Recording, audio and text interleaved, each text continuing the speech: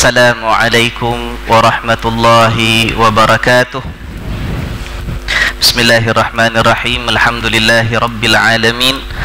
Wassalatu wassalamu ala sayyidina Muhammadin asyrafil anbiya'i wal mursalin wa ala alihi wa ashabihi wa tabi'in wa tabi'ihim bi ihsanin ila yaumiddin.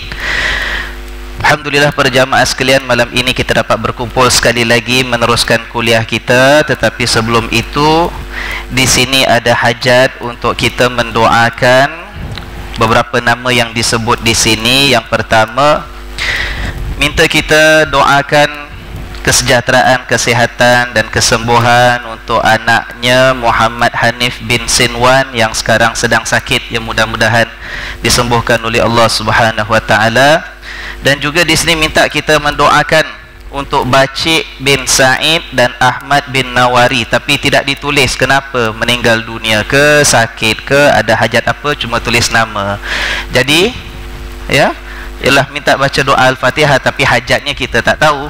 Ya, insya-Allah mudah-mudahan apapun hajat yang diketahui oleh Allah Subhanahu wa taala pastinya yang baik, semuanya dikabulkan dan ditunaikan permohonannya. Dan semua hajat kita masing-masing, untuk diri kita, untuk keluarga kita, orang-orang yang kita kasihi, untuk guru-guru kita, mudah-mudahan Allah kurniakan kita rahmat dan kasih sayangnya, keredaan dan kecintaannya, maghfirah dan pengampunannya, sehinggalah akhirnya kita kembali kepadanya dalam keadaan kita rida lagi diridainya. Dengan niat doa yang demikian, Al-Fatihah.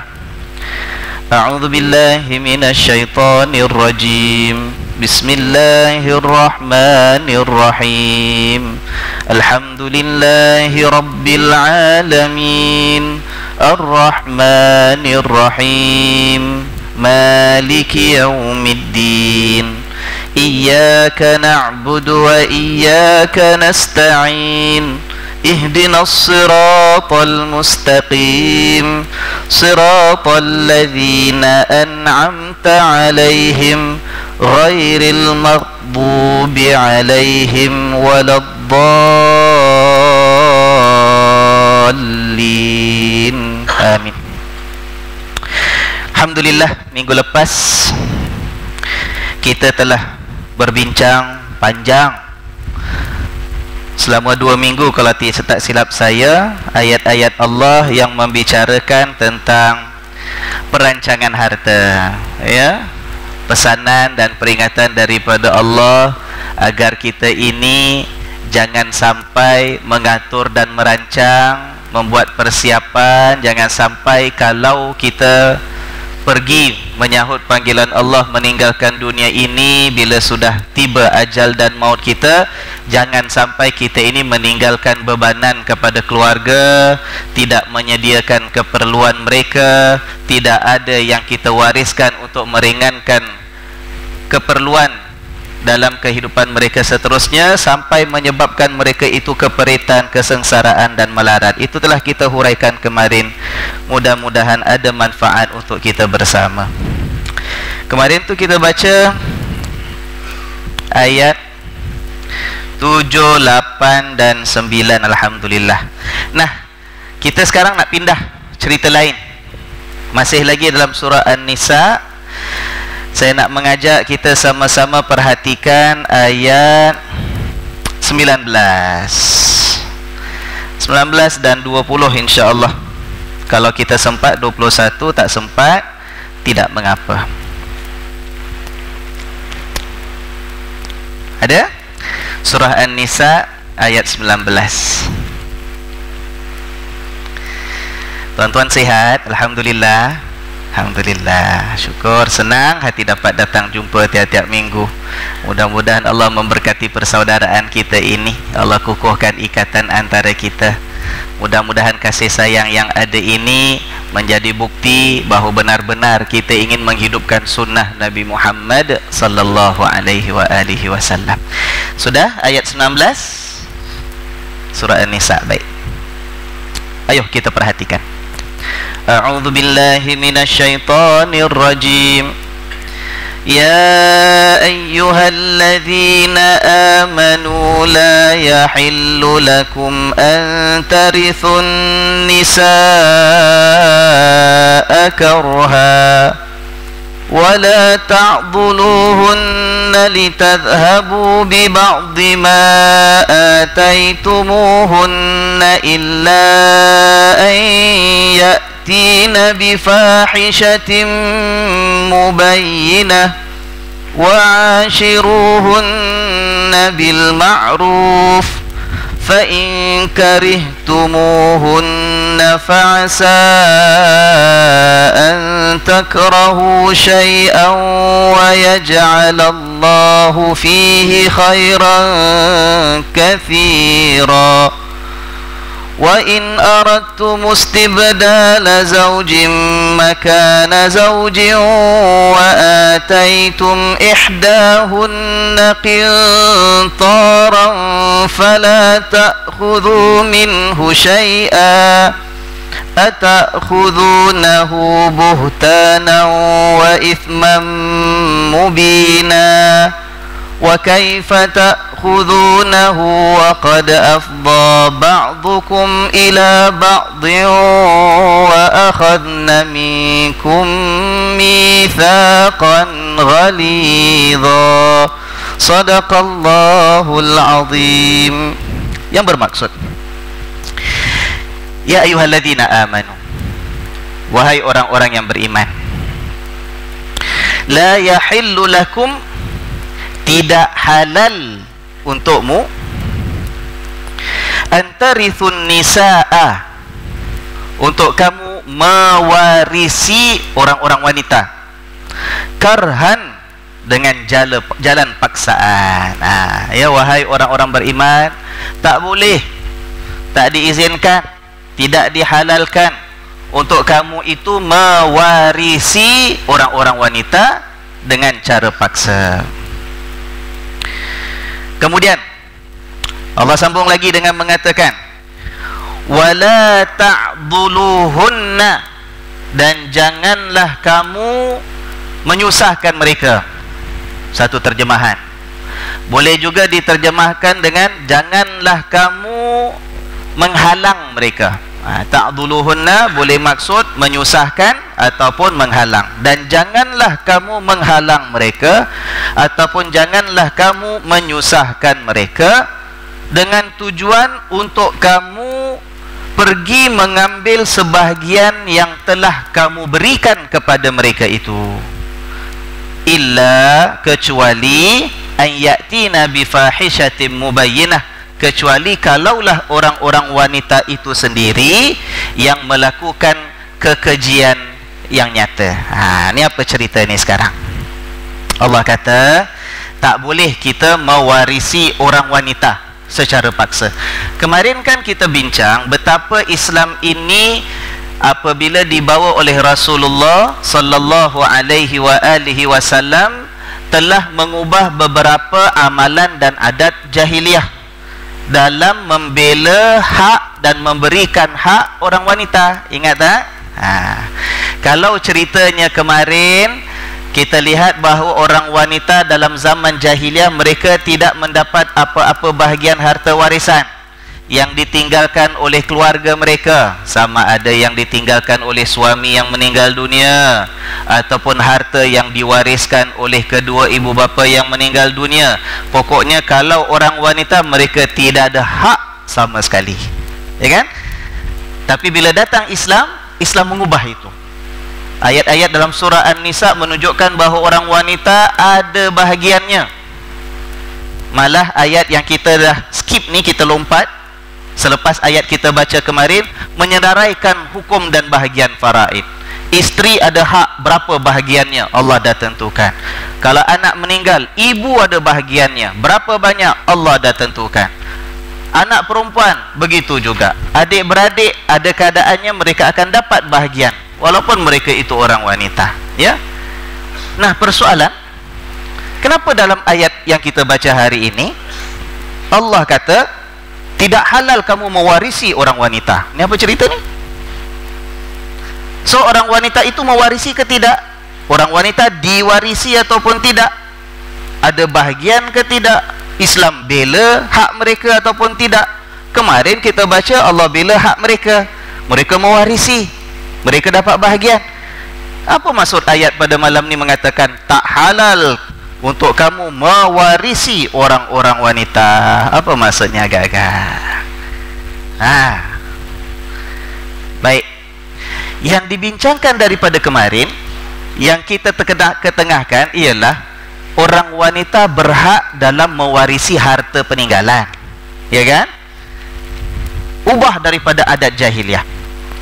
Dan ayat ini membincangkan satu lagi bentuk adat amalan orang jahiliah yang diubah, iaitu orang-orang jahiliah Arab, kalaulah seorang suami meninggal dunia, itu istrinya, bukan hartanya ya. Ayat malam ni bukan cerita pasal harta. Ayat malam ni menceritakan bahawa wanita itu sendiri, dirinya, si istri yang kematian suami, istri itu diwarisi kerabat suami. Tahu tak tuan? Dia itu seorang insan, tetapi diperlakukan bagaikan barangan, bagaikan harta. Orang kalau meninggalkan, diwarisi hartanya, betul tak? Tapi adat jahiliah, seorang suami meninggal, istrinya itu diwarisi, jadi macam harta. Jadi apa yang berlaku ialah orang Arab jahiliah, amalan mereka, kalau seorang lelaki meninggal, ada isteri yang menjadi balu, nanti kerabat-kerabat suami, tidak kiralah bapa dia ke, adik-beradik suami ke, malah boleh juga kalau anak-anak lelaki pada suami itu, dia akan datang, siapa yang campak baju dia terlebih dahulu kena kat balu lelaki tersebut, maka wanita itu milik dia, dia punya, terpulang pada dia. Dia nak ambil jadi isteri dia, boleh. Dia nak simpan, tidak dicampuri, tetapi tidak dilepaskan, supaya orang itu boleh berkahwin dengan lelaki lain. Itu hak dia untuk tentukan. Jadi kalau ada seorang lelaki punya isteri, kalau dia meninggal, bapa dia boleh mewarisi menantu dia ni, boleh dia ambil jadi isteri dia. Patut ke tak patut? Tak patut. Boleh juga kalau suami tu meninggal, adik-beradik dia, abang long, abang ngah, abang uda, busu datang, siapa cepat campak kain dia, campak baju dia, kena kat perempuan tu, itu dia punyalah. Malah boleh anak dia, tapi bukan mak dia sendiri, anak daripada isteri yang lain. Katalah seorang lelaki ada anak bujang, ya kan, daripada isteri tua, isteri pertama. Kemudian bapa dia ini berkahwin dengan wanita lain, isteri muda. Maknanya mak tiri pada anak bujang dia lah, ya kan? Ni mak tiri dia, isteri muda bapa dia. Kalau bapa dia meninggal, anak lelaki dia itu kalau dia cepat, dia dapat. Mak tiri dia tu boleh jadi milik dia. Dia boleh kahwini, orang lain tak boleh masuk campur. Dan dia boleh kahwini tanpa perlu bayar apa-apa mas kahwinnya. Dia boleh bayar, dia boleh tidak bayar. Dia boleh ambil jadi isteri untuk digauli dan dilayani bagai isteri-isteri yang lain, ataupun dia boleh kahwini tapi dizalimi, tanpa dilayan dengan baik. Itu hak dia, ikut undang-undang jahiliah dulu. Tapi kalau dia nak lepaskan, dia nak kasih peluang wanita yang diwarisi itu untuk dapat berkahwin dengan lelaki lain sebab dia tidak menginginkan wanita tersebut, pun boleh juga. Jadi semua kuasa dalam tangan dia, kerabat kepada suami yang meninggal dunia. Nampak tak tuan? Itu yang bila turun ayat ini, Allah Subhanahu wa ta'ala menghapuskan adat tersebut. Sebab seorang wanita adalah sama juga merupakan manusia, macam orang lelaki. Tidak ada dalam Islam ini lelaki itu ada harga diri, orang perempuan itu bagaikan barangan yang boleh ditukar ganti. Tidak. Lelaki wanita dari segi hak, dari segi maruah, dari segi harga diri, dari segi kemanusiaannya adalah sama-sama makhluk ciptaan Allah yang namanya insan. ya kan? Allah hapuskan. Itu cerita tentang adat ini yang merupakan amalan orang jahiliah dulu. Itu diriwayatkan dalam hadis-hadis yang sahih, termasuklah sepotong riwayat dalam Sahih Al-Bukhari. Ada ceritanya. Tapi ada riwayat cerita khusus. Riwayat cerita khusus ni dia punya riwayat dipertikaikan sahih ke tak sahih, tapi cerita khusus. Macam ingat tak kemarin? Ya kan, ada amalan riwayat yang sahih, amalan umum jahiliah, tetapi ada cerita khusus tertentu riwayatnya kurang kuat tapi disebut oleh ahli tafsir. Dalam cerita ini ada kisah tentang seorang sahabat daripada golongan Al-Ansar. Tahu tak golongan Ansar tu golongan apa? Asal penduduk Madinah, ya kan? Ada seorang lelaki, ya, namanya Abu Qais bin Al-Aslat. Abu Qais bin Al-Aslat. Dia meninggal dunia. Bila dia meninggal, ada adik-beradik yang datang merebut isteri dia. Merebut isteri dia. Bila dia dapat balu kepada Abu Qais tadi, dia ambil jadi isteri dia.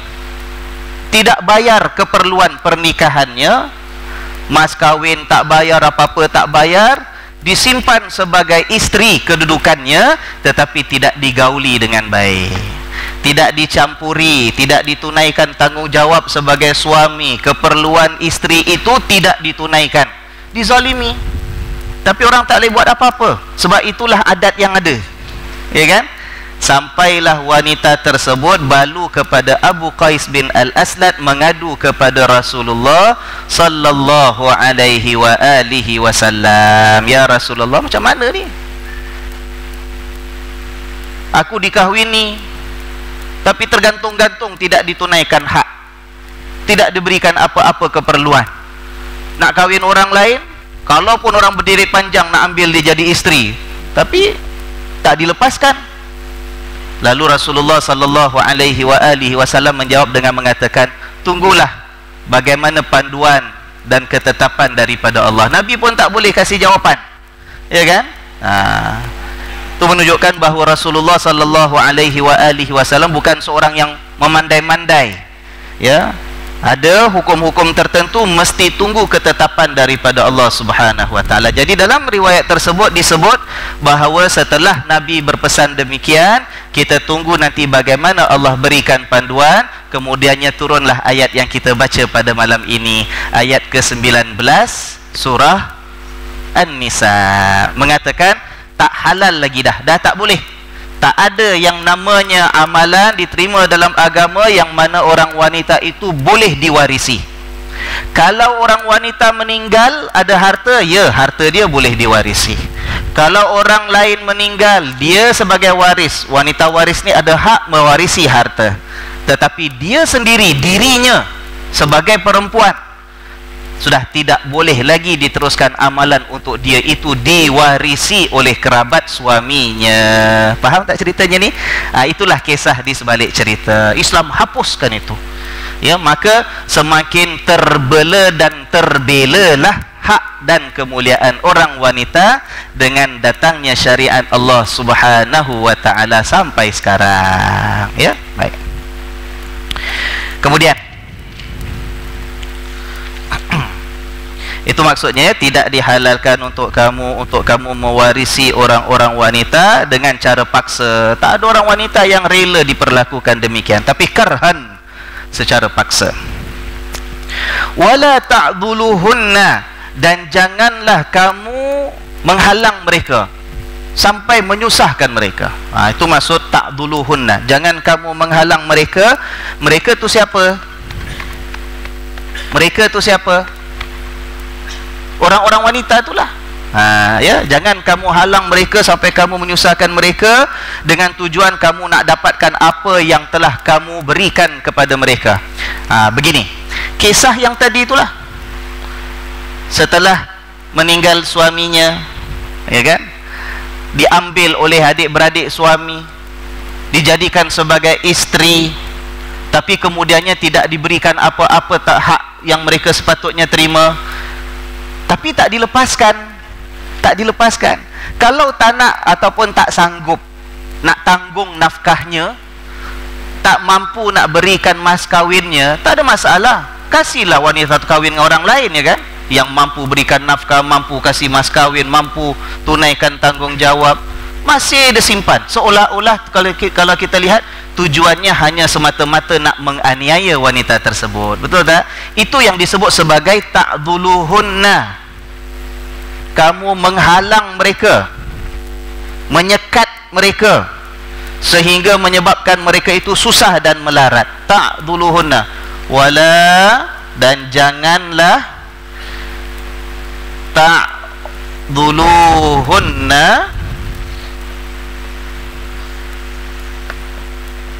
jangan kamu halang mereka, sekat mereka sehingga menimbulkan kesulitan. Ya, ta'dhuluhunna ni.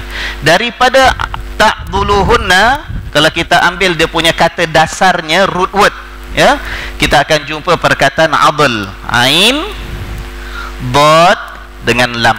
Adl. Adl ni maknanya enggan, tak mau, sekat, halang. Itu adl. Ya. Sekarang kalau kita lihat amalan ni dah tak ada, sebab Islam dah basmi, Islam dah hapuskan.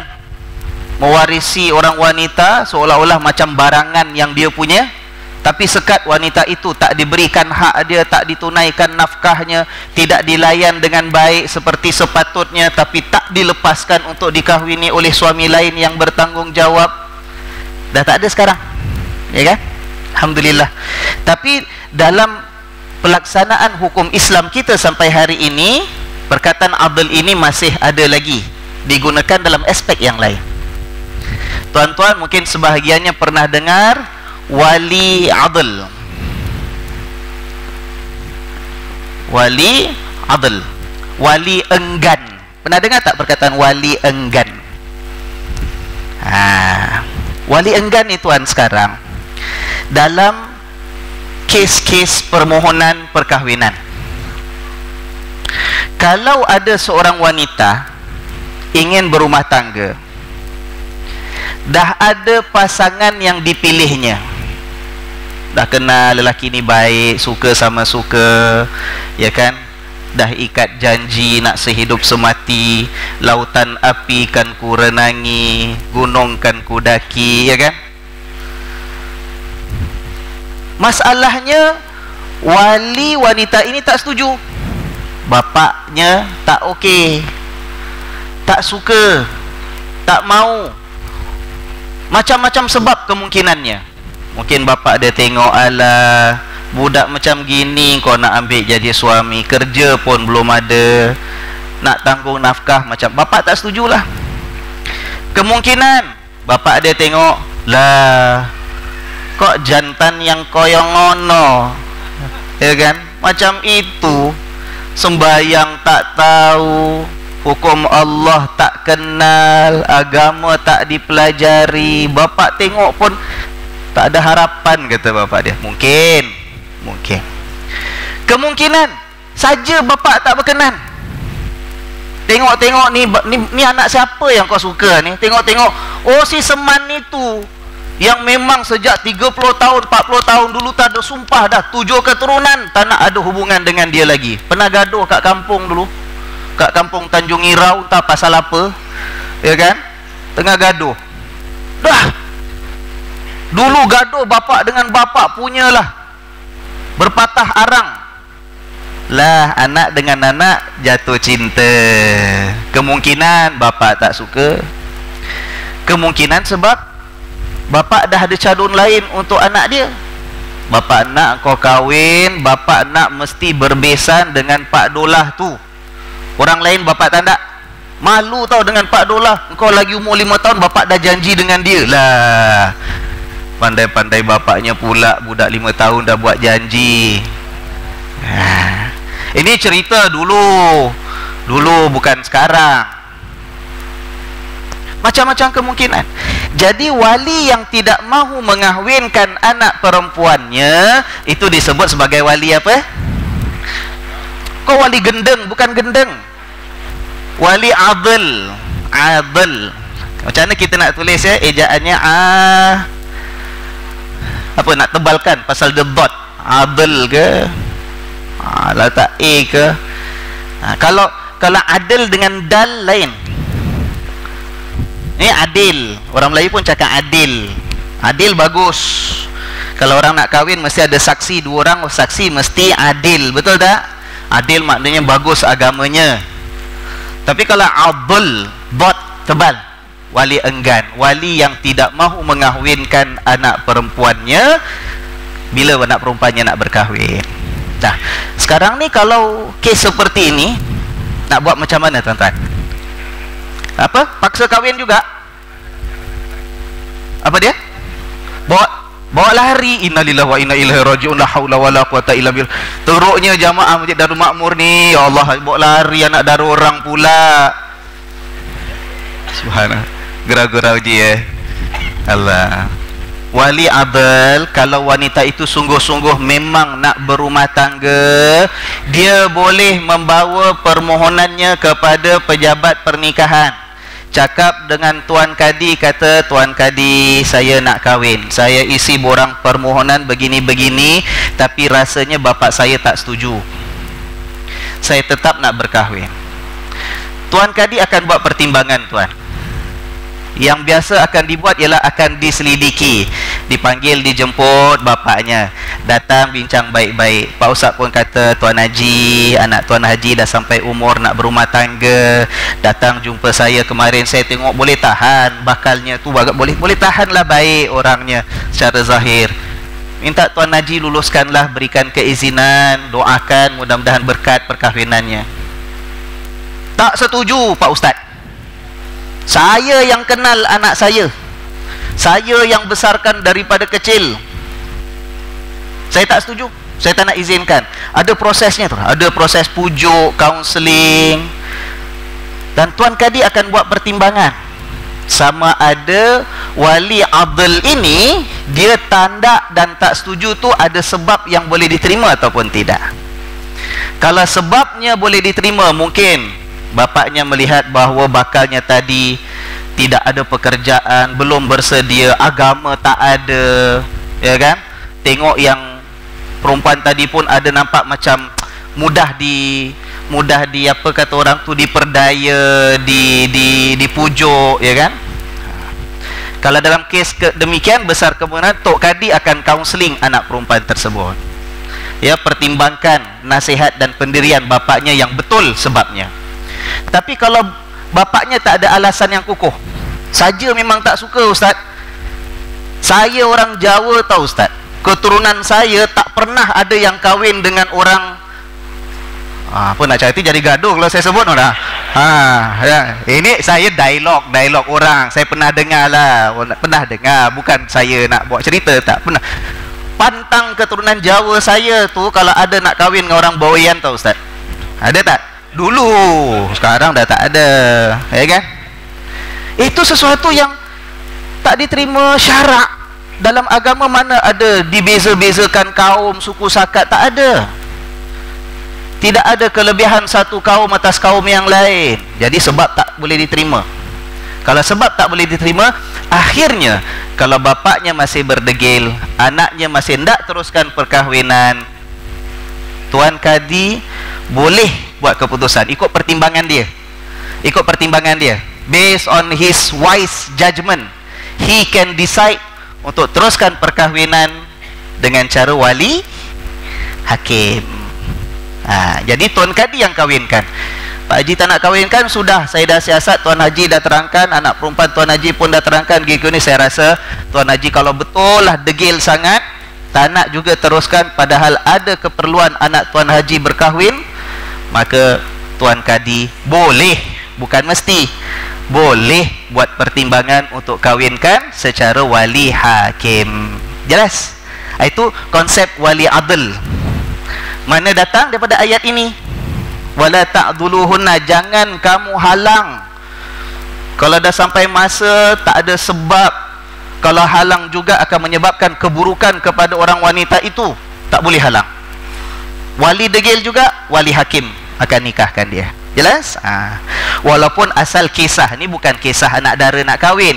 Asal kisah ni macam kita kata tadi, wanita yang kematian suami, yang diwarisi oleh kerabat suami, kerabatnya aniaya, tak jalankan tanggungjawab, tetapi tidak mahu dilepaskan untuk dikahwini oleh orang lain. Itu cerita asal. Tapi daripada cerita asal itu datang hukum wali adl. Wali adl. Ya. Okey, boleh? Baik.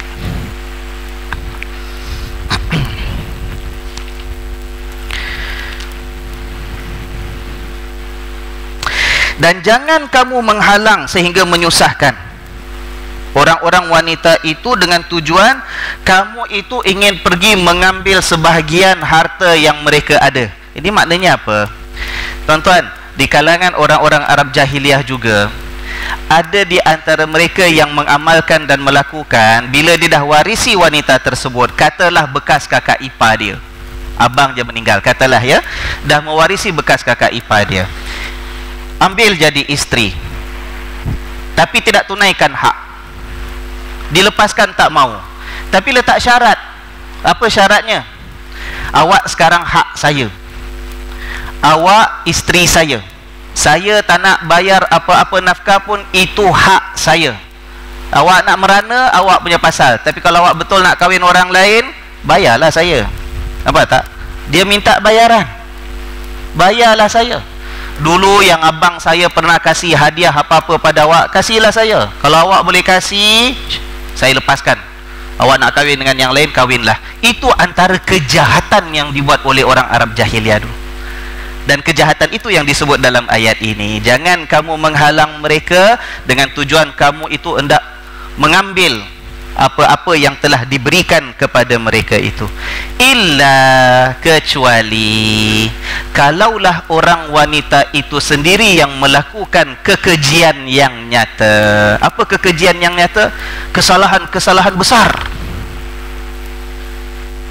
yang tidak boleh sama sekali diterima dilakukan oleh seorang isteri dan seorang wanita. Kalau dalam keadaan demikian, nah itu boleh kamu hukum mereka. Itu hukum macam mana?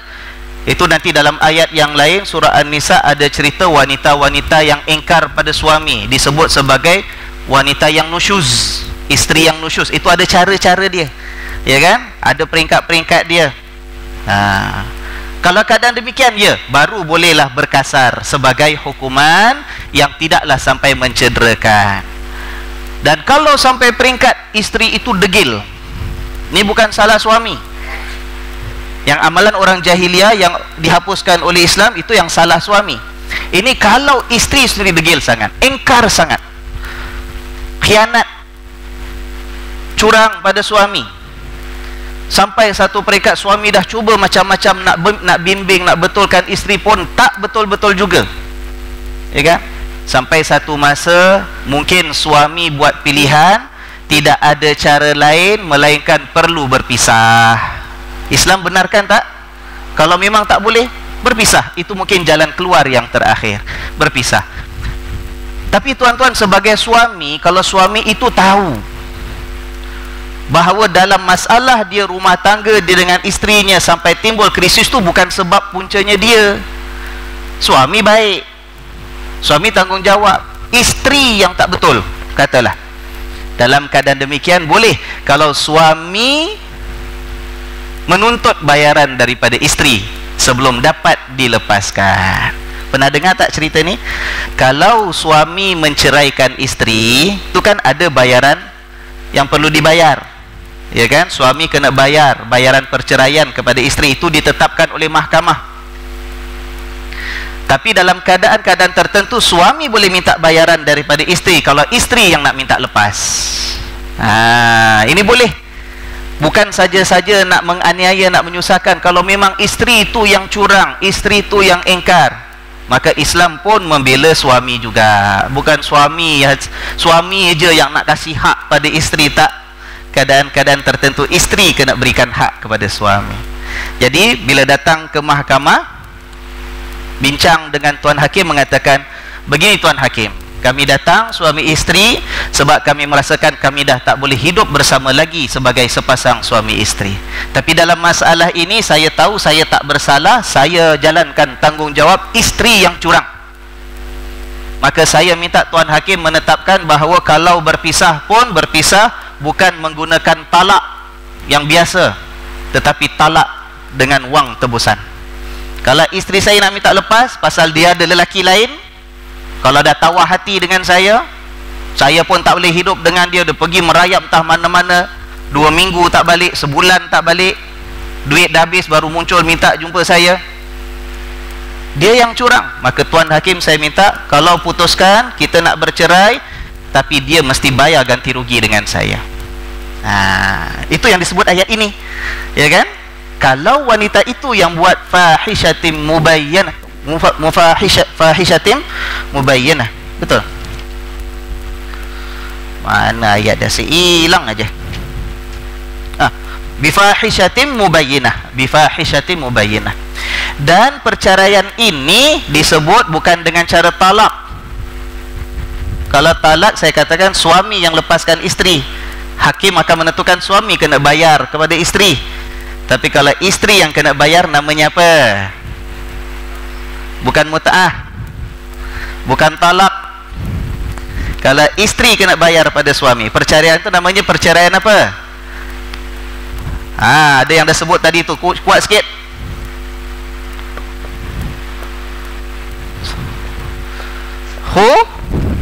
Khulu'. Ini kalau perpisahan dan perceraian di mana suami yang tetapkan isteri mesti bayar. Isteri tak nak bayar, saya tak nak lepaskan. Khulu' ini boleh diharuskan, tapi dalam keadaan tertentu khulu' ini boleh menjadi perkara yang berdosa bagi suami. Bila khulu' diharuskan? Kalau memang suami teraniaya, memang isteri curang, suami berhak, saya tak akan lepaskan dia sebab dia yang bersalah. Kalau dia nak lepaskan, dia bayar saya, itu boleh. Tapi kalau khulu' itu dibuat oleh suami dengan niat menganiaya isteri padahal isteri tidak bersalah, haram bagi suami. Haram bagi suami.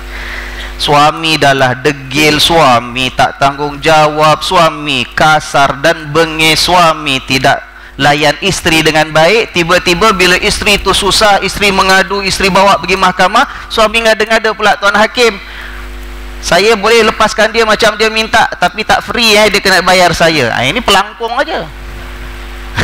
Ya kan? Khulu' tak boleh dijadikan alat oleh suami untuk menganiaya isteri, haram hukumnya. Ya, itu di situ letaknya pentingnya Tuan Hakim siasat, dengar pihak kedua belah pihak. Ini hujahnya apa, ni buktinya apa, keterangan apa pihak suami, keterangan apa pihak isteri. Akhirnya hakim akan putuskan berdasarkan apa yang dia pertimbangkan. Namun yang namanya hakim ya manusia juga kan? Ya kan? Namanya hakim manusia juga. Dan manusia ini tidak terlepas daripada buat kesilapan. Betul? Bukan bermakna bila bawa kepada hakim mahkamah tu, hakim kalau putuskan mesti perfect 100% betul. Pasal hakim memutuskan berdasarkan kepada keterangan dua pihak. Kemungkinan yang pihak benar pasang lawyer tak pandai cakap. Yang pihak yang salah pasang lawyer, nombor 1 Queen's Counsel lagi, bawa pergi mahkamah syariah. Walaupun dia tak betul tapi hujahnya begitu begini, mungkin hakim akan memutuskan berdasarkan keterangan yang ada, ya kan? Nah, ini juga berlaku kepada Rasulullah sallallahu alaihi wasallam. Nabi sendiri pernah mengatakan, ni Nabi. Dalam hadis yang lebih kurang bermaksud, Nabi mengatakan, aku ini memutuskan sesuatu di antara kamu berdasarkan keterangan yang diberikan.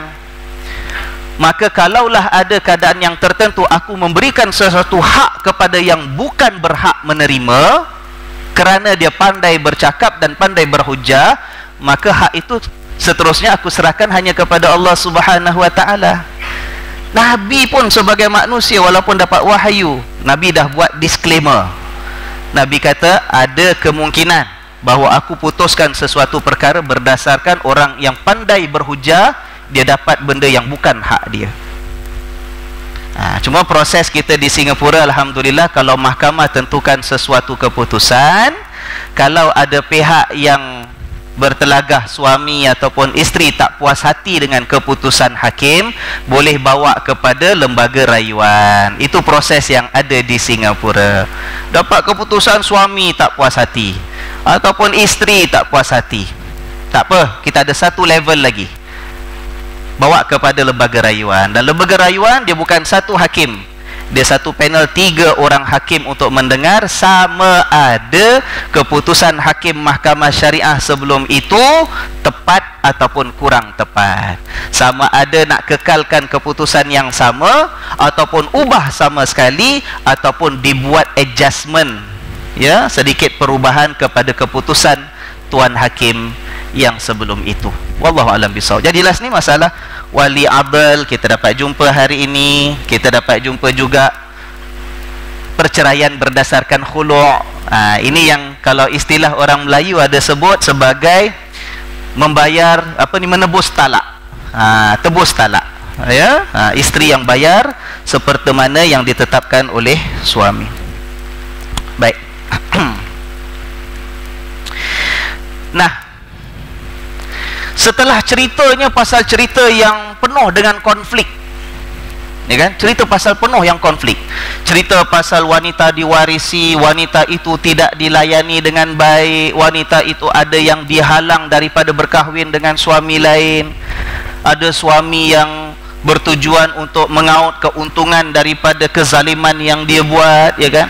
Dan itu menggambarkan pula sebahagian daripada perkahwinan yang sepanjang zaman kemungkinan pun ada keluarga-keluarga yang melalui krisis rumah tangga, tapi Allah Subhanahu wa taala menegaskan, apapun konflik, apapun krisis, apapun ketegangan rumah tangga, akhirnya Allah kata apa? Wa'ashiruhunna bil ma'ruf. Layani orang wanita itu, maknanya isteri-isteri itu, dengan cara yang ma'ruf, dengan cara yang baik, dengan cara yang diredai Allah, dengan cara yang boleh diterima oleh masyarakat. Itulah cara yang sepatutnya dilayani seorang isteri. Jadi kalau kita lihat wa'ashiruhunna bil ma'ruf ini bukan setakat masa suami isteri sedang hidup berumah tangga saja, tak. Bukan masih sayang-sayang mesti layan dengan ma'ruf. Bukan masa cinta-cinta nak layan dengan ma'ruf sahaja. Bukan masa honeymoon aja nak layan dengan ma'ruf, tidak. Tapi hatta bila timbul krisis sekalipun, kalau sampai peringkat hendak berpisah sekalipun, ya kan, Allah kata wa'ashiruhunna bil ma'ruf. Layani mereka itu dengan cara yang baik. Sebab itu dalam ayat yang lain Allah Subhanahu wa taala ada menegaskan, kalau sampai peringkat suami nak kena buat pertimbangan, ni boleh teruskan rumah tangga ataupun tak boleh teruskan. Kata Allah apa? Fa imsakun bima'rufin aw tasrihun bi ihsan. Allah kata kalau nak teruskan perkahwinan, pegang perkahwinan itu dengan ma'ruf. Tapi kalau sampai peringkat perlu berpisah sekalipun, tasrihun bi ihsan, berpisah juga dengan cara yang baik, dengan penuh keihsanan. Begitu diatur oleh Allah Subhanahu wa taala. Bukan bila sayang-sayang aja baik, bila dah gaduh tu dia mengutuk bekas suami dia kat dalam Facebook. Dah satu dunia baca, laki tak guna lah, yang suami pun balas balik lah, ni betina tak guna lah. Satu dunia baca ni apa benda lah, suami isteri bergaduh dah berpisah-pisah lah, cara baik, gentleman lah. Dulu bila suka nak pikat, nak tackle, nak masuk Minang, amboi, punyalah malaikat laki-laki macam gini. Wah, pijak semut pun tak mati, ya kan? Tersandung batu kena maki dia. Tapi takkan bila timbul masalah, bila berpisah dengan penuh sikap yang tidak sesuai sebagai orang yang mengaku sebagai umat Nabi Muhammad sallallahu alaihi wasallam, ya kan? Jadi begitulah Allah SWT mengatakan wa'ashiruhunna bil ma'ruf. Untuk dua-dua keadaan, sama ada semasa dalam masih perkahwinan ataupun ketika hendak dilepaskan.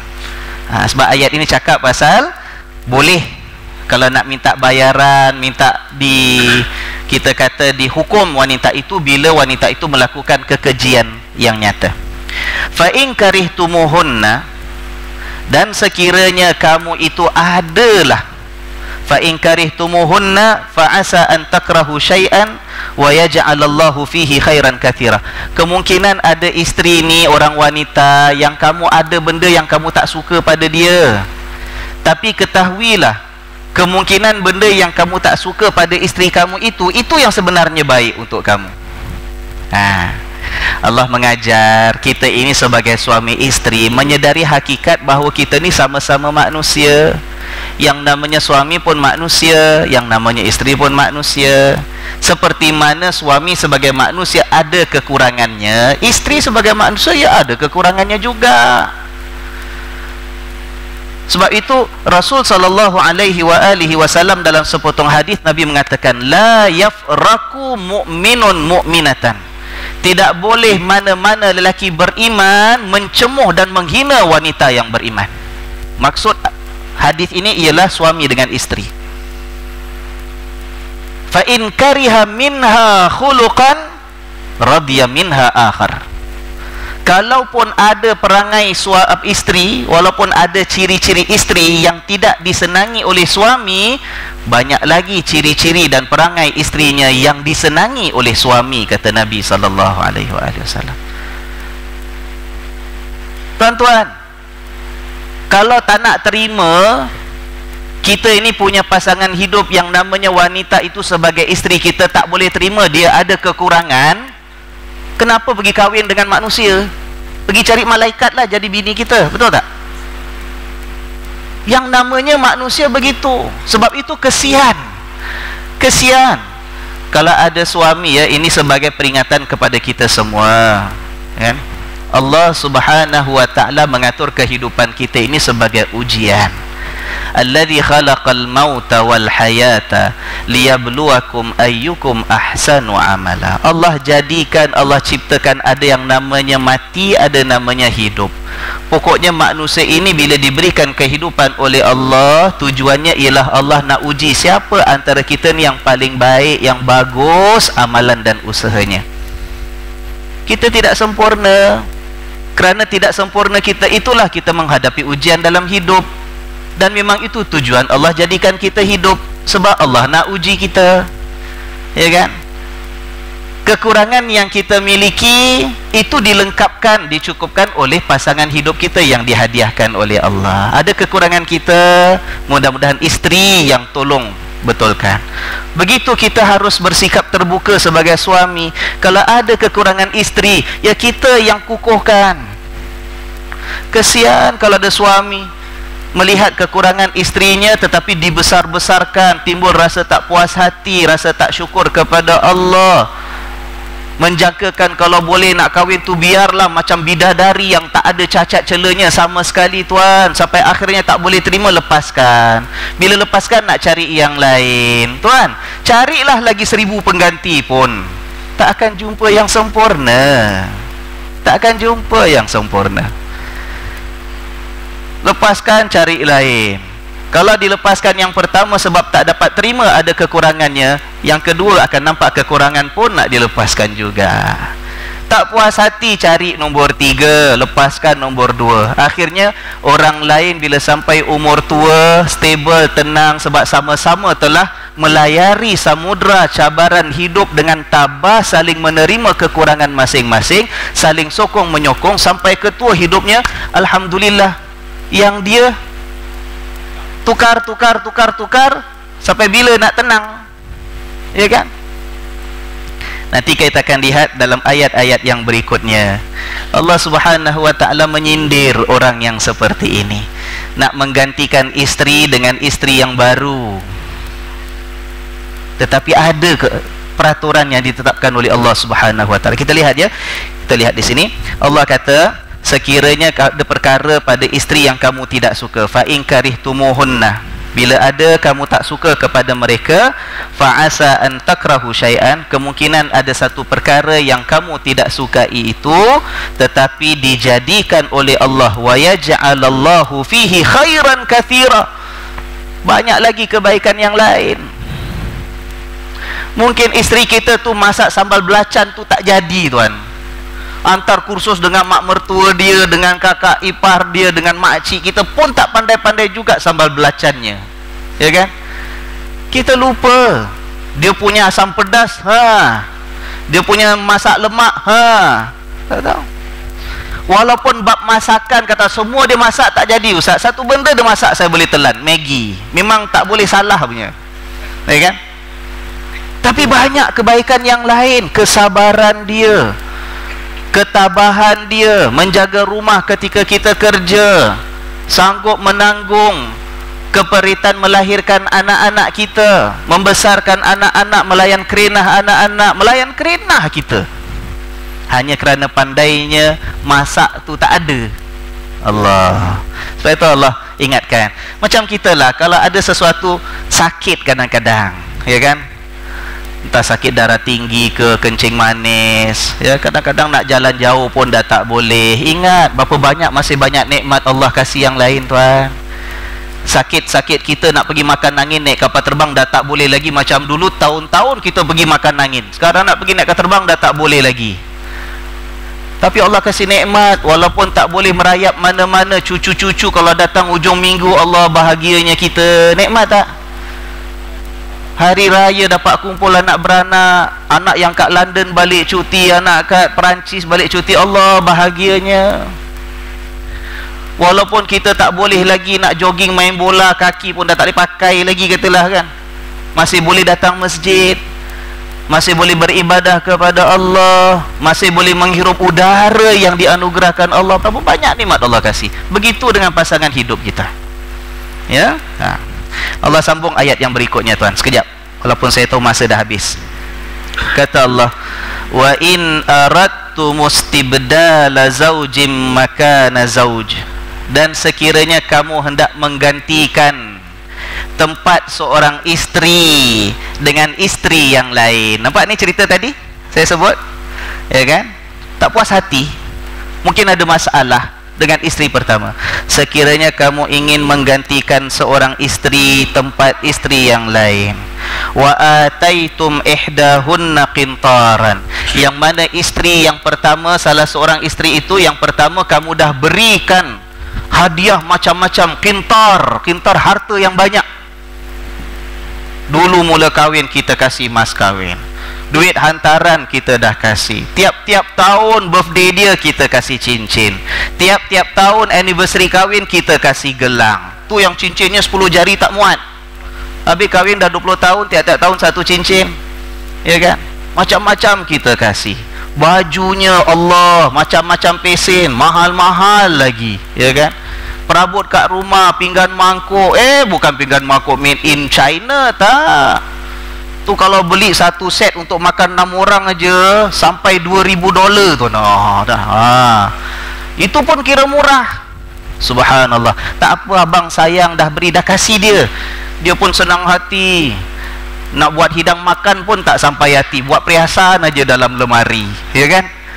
Sayang suami kasih hadiah, ya kan? Tapi Allah ingatkan, bila sampai masanya kamu dah tak senang dengan dia, kamu nak gantikan dia dengan isteri yang baru, yang isteri lama yang hadiah-hadiah dah kasih tu semua, kata Allah, qintaran banyak, fala ta'khudhu minhu syai'an, jangan ambil balik sikit pun. Buat malu company aja, ya kan? Suami apa macam ni? Walaupun ada benda kita tak senang dengan dia, sampai kita nak cari yang baru gantikan tempat dia, yang dah kasih sudah. Nak sebut lagi duit hantaran dulu, nak sebut lagi cincin banyak, kita dah abang minta balik lah, tak ada, dah yang dah kasih sudah, ya. Dan Allah kata, atakhudhunahu buhtanan wa ithman mubina, apakah kamu itu sanggup dan tega untuk mengambil balik barang-barang itu dalam keadaan penuh kezaliman dan dosa yang besar? Tak boleh. Ayat ini mengajar kita untuk menjaga hak orang wanita. Sampai peringkat krisis, suami dah tak boleh terima lagi isteri, apapun sebabnya, apapun mungkin salah silap isteri, apapun mungkin kekurangan isteri, nak ganti isteri baru, yang barang-barang hadiah pada isteri lama jangan ambil sedikit pun, jangan minta sikit pun. Dah, habis ustaz saya nak kahwin yang baru, macam mana duit tak ada, nak kahwin baru tu apa pasal? Ya. Padahal dulu bila nak berumah tangga, Allah pujuk rayunya, ya Allah, sambil duduk bawah pokok jambu nyanyi-nyanyi lagi, Allah, pantun-pantun lagi. Itu yang Allah kata. Kalau kita bacalah ayat yang berikutnya, Allah kata, ya, macam mana tega kamu boleh ambil balik barang-barang hadiah dulu, tanda kamu sayang padanya dulu. Macam mana boleh minta balik, padahal kamu dah saling bersatu antara suami isteri, dah hidup, kalau 20 tahun dah bersatu sampai melahirkan anak. Saat bersatu itu kan saat yang sangat intim, seolah-olah dua jiwa dah bersatu dah. Kalau sampai nak berpisah, hargai. Jangan ambil hak dia dengan secara zalim.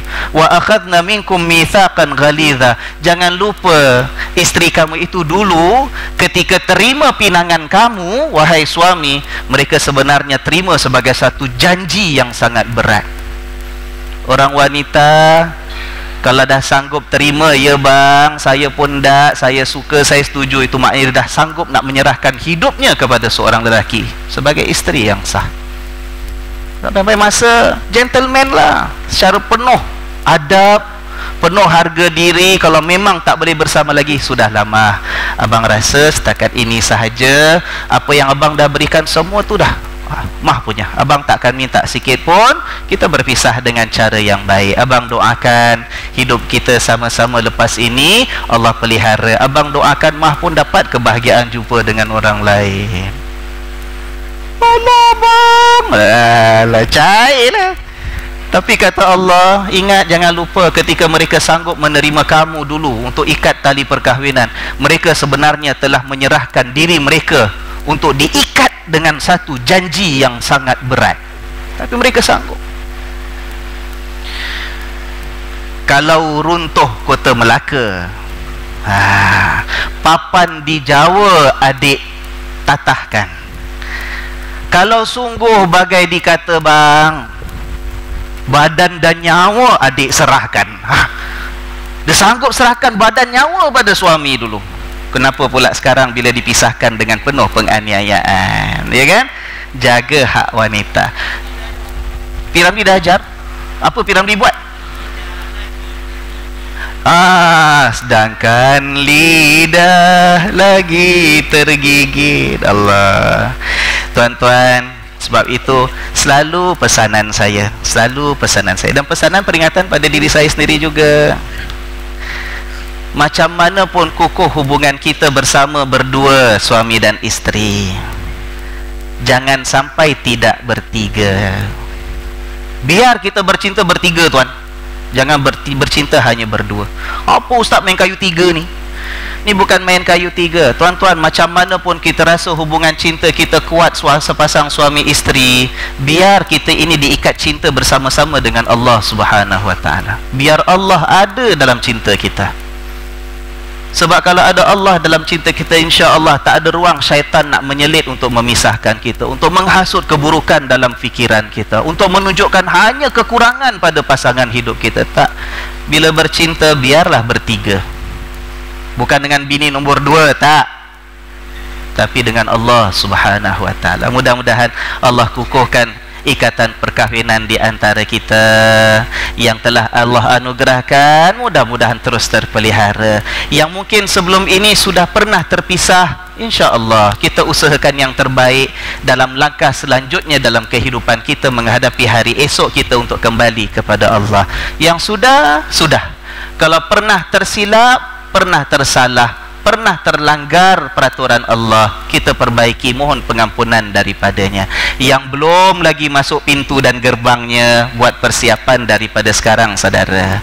Mudah-mudahan Allah berikan kefahaman, ilmu dan pengetahuan, membantu kita buat persiapan. Insya Allah akhirnya ibadah perkahwinan kita menjadi ibadah, bukan perkahwinan kita menjadi sesuatu yang mendatangkan keperitan dan kesengsaraan dalam hidup kita. Amin ya rabbal alamin. Sekian saja untuk malam ini, insya-Allah. Mudah-mudahan kalau tidak ada apa-apa halangan, minggu hadapan kita jumpa lagi untuk kita meneruskan ayat-ayat yang selepas ini yang mengandungi kisah dan tauladan untuk kita semua. Subhanakallahumma wa bihamdika asyhadu an la ilaha illa anta astaghfiruka wa atubu ilaik. A'udzu billahi minasy syaithanir rajim. Bismillahirrahmanirrahim. Wal 'asri innal insana lafi khusr illa alladhina amanu wa 'amilus salihati wa tawasaw bil haqqi wa tawasaw bis sabr. Saya nak cabar tuan-tuan satu malam ini, dan saya cabar diri saya juga, insya-Allah. Habis kuliah, lepas salat, jumpa isteri masing-masing, cuba cakap, abang sayang awak kerana Allah. Saya cabar tuan-tuan, boleh buat tak? Isteri saya datang malam ni, akan saya buat, dan saya minta semua nyatakan.